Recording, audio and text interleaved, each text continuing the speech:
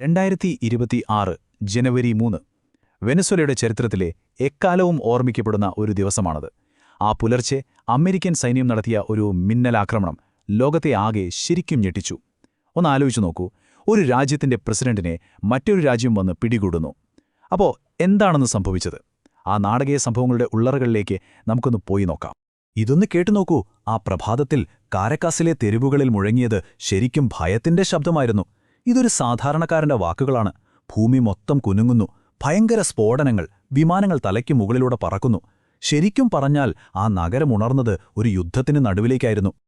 അതെ, ഇതായിരുന്നു ആ വാർത്തയുടെ കാതൽ. ലോക ചരിത്രത്തിൽ തന്നെ ശരിക്കും അത്യപൂർവമായൊരു സംഭവം. ഒന്ന് ഓർത്തു നോക്കൂ, ഒരു പരമാധികാര രാജ്യത്തിന്റെ പ്രസിഡന്റിനെ മറ്റൊരു രാജ്യം അവരുടെ സ്വന്തം മണ്ണിൽ വന്ന് ഒരു സൈനിക ഓപ്പറേഷനിലൂടെ പിടികൂടുന്നു. ലോകം അക്ഷരാർത്ഥത്തിൽ സ്തംഭിച്ചുപോയ ഒരു നിമിഷം തന്നെയായിരുന്നു അത്. അപ്പോൾ നമുക്ക് നോക്കാം, ആ പുലർച്ചെ കാരക്കാസിൽ യഥാർത്ഥത്തിൽ എന്താണ് സംഭവിച്ചത്? എങ്ങനെയാണ് ഇത്രയും വലിയൊരു ഓപ്പറേഷൻ അവരെ നടപ്പിലാക്കിയത്? നമുക്ക് ആ സംഭവങ്ങളുടെ ഒരു ടൈം ലൈൻ ഒന്ന് പരിശോധിക്കാം. എല്ലാം നടന്നത് ശരിക്കും ഒരു മിന്നൽ വേഗത്തിലായിരുന്നു. നോക്കൂ, പുലർച്ചെ ഏകദേശം 2 മണിക്ക് സ്ഫോടനങ്ങൾ റിപ്പോർട്ട് ചെയ്യപ്പെടുന്നു. മിനിറ്റുകൾക്കുള്ളിൽ തലസ്ഥാന നഗരം മുഴുവൻ ഇരുട്ടിലായി. വെനസ്വേലയിലെ ജനങ്ങൾ എന്താണ് സംഭവിക്കുന്നതെന്ന് അറിയുന്നതിന് മുൻപ് തന്നെ അങ്ങ് അമേരിക്കയിൽ നിന്ന് പ്രസിഡന്റ് ട്രംപിന്റെ സ്ഥിരീകരണം വരുന്നു. കൃത്യമായി പ്ലാൻ ചെയ്ത് നടപ്പിലാക്കിയ ശരിക്കും ഞെട്ടിക്കുന്നൊരു നീക്കം. അങ്ങനെ പിടികൂടിയ മഡുറോയെയും ഭാര്യയെയും അവർ ഉടൻ തന്നെ ഒരു അമേരിക്കൻ യുദ്ധക്കപ്പലിലേക്ക് മാറ്റി. ലക്ഷ്യം ന്യൂയോർക്ക്.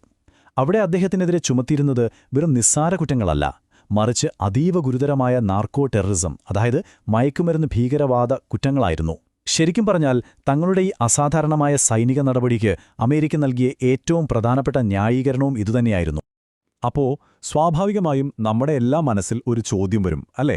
എന്തിനാണ് അമേരിക്ക ഇത്രയും വലിയ അതീവ അപകടകരമായ ഒരു സൈനിക നടപടിക്ക് മുതിർന്നത്?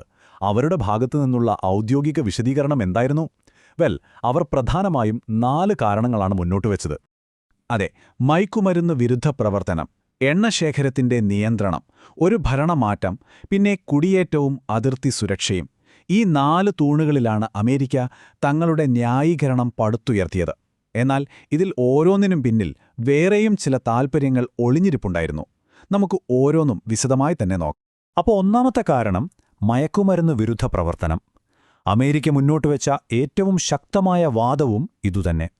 അവരുടെ ഭാഷയിൽ പറഞ്ഞാൽ മഡുറോ ഒരു മയക്കുമരുന്ന് രാജാവാണ്, വെനസ്വേല ഒരു നാർക്കോ സ്റ്റേറ്റാണ്, ട്രെൻഡി അരാഗ്വ പോലുള്ള ഭീകര സംഘടനകളെ അവർ സംരക്ഷിക്കുന്നു എന്നൊക്കെയായിരുന്നു ആരോപണം. ഈ വലിയ ഓപ്പറേഷന് തൊട്ടുമുമ്പ് കരീബിയൻ കടലിൽ അമേരിക്ക നടത്തിയ ഓപ്പറേഷൻ സതേൺ സ്പിയർ ഇതിന്റെ ഒരു മുന്നൊരുക്കമായിരുന്നു എന്നു വേണമെങ്കിൽ പറയാം. എന്നാൽ മയക്കുമരുന്ന് മാത്രമായിരുന്നോ കാരണം? പ്രസിഡന്റ് ട്രംപിന്റെ ഈ വാക്കുകൾ കേൾക്കുമ്പോൾ അങ്ങനെയല്ല എന്ന് തോന്നും. അദ്ദേഹം പറഞ്ഞത് ഇങ്ങനെയാണ്: ഞങ്ങൾ രാജ്യം ഭരിക്കാൻ പോകുന്നു, വെനസ്വേലൻ എണ്ണ വ്യവസായത്തെ പുനഃസംഘടിപ്പിക്കുന്നതിലും നിയന്ത്രിക്കുന്നതിലും ശക്തമായി ഇടപെടും. ഇതിൽ കൂടുതൽ ഒരു വ്യക്തതയുടെ ആവശ്യമില്ല, അല്ലേ? വെനസ്വേലയുടെ ഭീമമായ എണ്ണസമ്പത്തിലുള്ള അമേരിക്കയുടെ സാമ്പത്തിക താൽപ്പര്യം മറനീക്കി പുറത്തുവന്ന ഒരു നിമിഷം തന്നെയായിരുന്നു അത്. അമേരിക്കയുടെ അടുത്ത ന്യായീകരണം മനസ്സിലാക്കണമെങ്കിൽ നമ്മൾ കുറച്ചൊന്ന് ചരിത്രത്തിലേക്ക് പോകേണ്ടിവരും. മൺട്രോ സിദ്ധാന്തം അഥവാ ദ മൺട്രോ ഡോക്ട്രിൻ എന്ന് കേട്ടിട്ടുണ്ടോ? 19-ാം നൂറ്റാണ്ടിൽ അമേരിക്ക മുന്നോട്ടുവച്ച ഒരു വിദേശ നയമാണിത്. സിമ്പിളായി പറഞ്ഞാൽ, അമേരിക്കൻ ഭൂഖണ്ഡങ്ങളുടെ കാര്യത്തിൽ യൂറോപ്യൻ ശക്തികളൊന്നും ഇടപെടേണ്ട, ഇത് ഞങ്ങളുടെ സ്വാധീന മേഖലയാണ് എന്നൊരു പ്രഖ്യാപനമായിരുന്നു അത്. അപ്പോൾ ഏകദേശം 200 വർഷം പഴക്കമുള്ള ഈ സിദ്ധാന്തം അമേരിക്ക വീണ്ടും പൊടിതട്ടിയെടുത്തു. എന്തിനാണെന്നല്ലേ? തങ്ങളുടെ പിൻമുറ്റമെന്നവർ കരുതുന്ന തെക്കേ അമേരിക്കയിൽ ചൈനയുടെയും റഷ്യയുടെയും സ്വാധീനം കൂടി വരുന്നു, അത് തടയണം. അപ്പോൾ മഡുറോയെ പുറത്താക്കുന്നതിലൂടെ ലാറ്റിൻ അമേരിക്കയിൽ തങ്ങൾ തന്നെയാണ് ഇപ്പോഴും അവസാന വാക്ക് എന്ന് ലോകത്തോട് പറയാനുള്ള ഒരു രാഷ്ട്രീയ ആയുധമായിട്ട് അമേരിക്ക ഇതിനെ ഉപയോഗിച്ചു. ഇനി 4ാമത്തെ ന്യായീകരണം, കുടിയേറ്റം. അമേരിക്ക ചെയ്തതെന്താന്ന് വെച്ചാൽ ഈ വിദേശ സൈനിക നടപടിയെ അവരുടെ ഏറ്റവും വലിയൊരു ആഭ്യന്തര പ്രശ്നവുമായിട്ടങ്ങ് ബന്ധിപ്പിച്ചു. അതായത് അതിർത്തിയിലെ കുടിയേറ്റ പ്രതിസന്ധി. മഡുറോയെ നീക്കം ചെയ്താൽ ട്രെൻഡി അരാഗ്വ പോലുള്ള ഗ്യാങ്ങുകളെ തകർക്കാം, വെനസ്വേലയിൽ നിന്നുള്ള അഭയാർത്ഥി പ്രവാഹം നിർത്താം, അങ്ങനെ അമേരിക്കൻ അതിർത്തി സുരക്ഷിതമാക്കാം. ഇതായിരുന്നു അവരുടെ വാദം. ഒരു വിദേശ നയത്തെ എങ്ങനെ ആഭ്യന്തര രാഷ്ട്രീയ നേട്ടത്തിനായി ഉപയോഗിക്കാമെന്നതിൻ്റെ ഒരു ക്ലാസിക് ഉദാഹരണമാണിത്. അപ്പോൾ അമേരിക്ക തങ്ങളുടെ കാരണങ്ങൾ നിരത്തി. പക്ഷേ ലോകം ഇതെങ്ങനെയാണ് സ്വീകരിച്ചത്? സ്വാഭാവികമായും ഈ നീക്കം ലോകത്തെ ഏതാണ്ട് 2ആയി വിഭജിച്ചു. ഒരു വശത്ത് പിന്തുണയ്ക്കുന്നവർ, മറുവശത്ത് ശക്തമായി എതിർക്കുന്നവർ. നമുക്ക് നോക്കാം ആഗോളതലത്തിൽ ഈ സംഭവത്തിന്റെ പ്രതികരണങ്ങൾ എന്തൊക്കെയായിരുന്നു എന്ന്. ഈയൊരു ഗ്രാഫ് നോക്കിയാൽ തന്നെ കാര്യങ്ങൾ വ്യക്തമാകും. ഏറ്റവും വലിയ ബാർ കണ്ടില്ലേ? അത് ശക്തമായ അപലപനമാണ്. അതായത് ഭൂരിഭാഗം രാജ്യങ്ങളും ഈ നടപടിയെ തള്ളിപ്പറഞ്ഞു.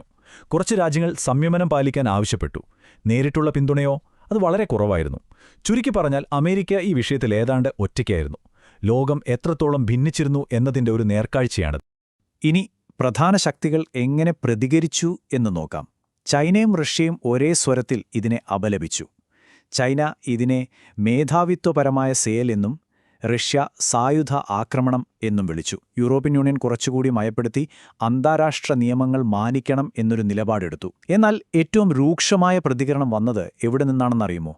വെനസ്വേലയുടെ തൊട്ടയൽപ്പക്കത്തുള്ള കൊളംബിയയിൽ നിന്ന്. അവർ ഇതിനെ വിളിച്ചത് ഭരണകൂട ഭീകരത എന്നാണ്. ഏറ്റവും രസകരമായ കാര്യം എന്താണെന്ന് വച്ചാൽ യൂറോപ്പിനുള്ളിൽ തന്നെ ഒരു ഏകാഭിപ്രായം ഉണ്ടായിരുന്നില്ല. അമേരിക്കയുടെ അടുത്ത സുഹൃത്തുക്കളായ ഫ്രാൻസ് ഇതിനെ അന്താരാഷ്ട്ര നിയമങ്ങളുടെ ലംഘനമാണെന്ന് തുറന്നു പറഞ്ഞു. എന്നാൽ അതേസമയം ഇറ്റലിയുടെ പ്രധാനമന്ത്രി മെലോണി ഇതിനെ നിയമപരമായ ഒരു നടപടിയായിട്ടാണ് കണ്ടത്. ഇത് യൂറോപ്പിനുള്ളിലെ അഭിപ്രായ വ്യത്യാസം കൂടി പുറത്തുകൊണ്ടുവന്നു. കൊളംബിയൻ പ്രസിഡന്റിന്റെ ഈ വാക്കുകൾക്ക് വലിയ പ്രാധാന്യമുണ്ട്. രോഷവും ആശങ്കയും. ഇത് വെനസ്വേലൻ ജനതയ്ക്കെതിരായ ഭരണകൂട ഭീകരതയാണ്. ഇത് വെറും കൊളംബിയയുടെ മാത്രം വികാരമായിരുന്നില്ല. തെക്കേ അമേരിക്കയിലെ ഒട്ടുമിക്ക രാജ്യങ്ങളുടെയും ഭയമാണിതിൽ പ്രതിഫലിച്ചത്. അവർക്ക് ഇത് വെനസ്വേലയുടെ മാത്രം പ്രശ്നമായിരുന്നില്ല. ഇന്ന് വെനസ്വേലയാണെങ്കിൽ നാളെ തങ്ങളിൽ ആരുമാകാം എന്നൊരു വലിയ ആശങ്ക ആ ഭൂഖണ്ഡത്തിലാകെ പടർന്നു. അപ്പോ ഈ സംഭവം വെറുമൊരു ഒറ്റപ്പെട്ട സൈനിക നടപടി എന്ന് പറഞ്ഞ് നമുക്ക് തള്ളിക്കളയാനാവില്ല. ഇത് അന്താരാഷ്ട്ര ബന്ധങ്ങളിൽ വളരെ ദൂരവ്യാപകമായ പ്രത്യാഘാതങ്ങൾ ഉണ്ടാക്കുന്ന ഒന്നാണ്. ഇത് സൃഷ്ടിക്കുന്ന ആ ഒരു കീഴ്വഴക്കം, അതാണ് ഏറ്റവും അസ്വസ്ഥതയുളവാക്കുന്നത്. ഇത് ആഗോള നിയമവ്യവസ്ഥയ്ക്ക് നൽകുന്ന സൂചനകൾ എന്തൊക്കെയാണ്? UN സെക്രട്ടറി ജനറൽ തന്നെ ഇതിന്റെ ഗൗരവം തുറന്നു പറഞ്ഞു. അദ്ദേഹത്തിന്റെ വാക്കുകളിൽ ഇതൊരു അപകടകരമായ കീഴ്വഴക്കം സൃഷ്ടിക്കുന്നു. മാത്രമല്ല, ഇത് UN ചാർട്ടറിന്റെ തന്നെ ലംഘനമാകാൻ സാധ്യതയുണ്ടെന്നും അദ്ദേഹം മുന്നറിയിപ്പ് നൽകി. ശരിക്കും പറഞ്ഞാൽ നിലവിലുള്ള അന്താരാഷ്ട്ര നിയമങ്ങളെ തന്നെ ചോദ്യം ചെയ്യുന്ന ഒന്നായി ഈ സംഭവം മാറി. Washington office on Latin America അഥവാ WOLA പോലുള്ള മനുഷ്യാവകാശ സംഘടനകളും ഇതേ അപകടമാണ് ചൂണ്ടിക്കാണിക്കുന്നത്. അവരുടെ വിശകലനമനുസരിച്ച് അമേരിക്കയുടെ ഈ ഏകപക്ഷീയമായ സൈനിക നടപടി ആ മേഖലയിൽ വലിയ രീതിയിലുള്ള ധ്രുവീകരണത്തിന് കാരണമാകും. വെനസ്വേലയിൽ മാത്രമല്ല, തെക്കേ അമേരിക്കൻ ഭൂഖണ്ഡത്തിലാകെ ഒരു ദീർഘകാല അസ്ഥിരതയ്ക്ക് ഇത് വഴിവെച്ചേക്കാമെന്നും അവർ ഭയപ്പെടുന്നു. അപ്പോൾ എന്തുകൊണ്ടാണ് ഈ സംഭവം ഇത്രയധികം പ്രാധാന്യം അർഹിക്കുന്നത്? കാരണം ഇത് വെനസ്വേലയുടെ മാത്രം കഥയല്ല. ഇത് ദേശീയ പരമാധികാരമെന്ന ആശയത്തെ തന്നെയാണ് വെല്ലുവിളിക്കുന്നത്. ഒരു രാജ്യത്തിന് സ്വന്തം താൽപ്പര്യങ്ങൾക്കായി മറ്റൊരു രാജ്യത്ത് എത്രത്തോളം ഇടപെടാമെന്ന് അടിസ്ഥാനപരമായൊരു ചോദ്യമാണ് ഇവിടെ ഉയരുന്നത്. രാജ്യങ്ങളുടെ പരമാധികാരം, അന്താരാഷ്ട്ര നിയമങ്ങൾ, ഇവയുടെയൊക്കെ ഭാവിയെക്കുറിച്ചൊരു വലിയ ചോദ്യചിഹ്നമാണ് ഈ സംഭവം ബാക്കിവെക്കുന്നത്. അവസാനമായി, ആ നിർണായകമായ ചോദ്യം ഇപ്പോഴും ബാക്കിയാണ്. ഒരു രാജ്യം ഇടപെടൽ നടത്തുമ്പോൾ സുരക്ഷയും പരമാധികാരവും തമ്മിലുള്ള ആ അതിർവരമ്പ് എവിടെയാണ്? ആര് വരയ്ക്കും ആ രേഖ? ഉത്തരം അത്ര എളുപ്പമല്ല. പക്ഷേ നമ്മുടെ കാലഘട്ടം നേരിടുന്ന ഏറ്റവും വലിയ വെല്ലുവിളികളിലൊന്നുമാണ് ഈ ചോദ്യം. ഈയൊരു ചിന്ത നിങ്ങൾക്കായി വിട്ടുവന്നുകൊണ്ട് നിർത്തുന്നു.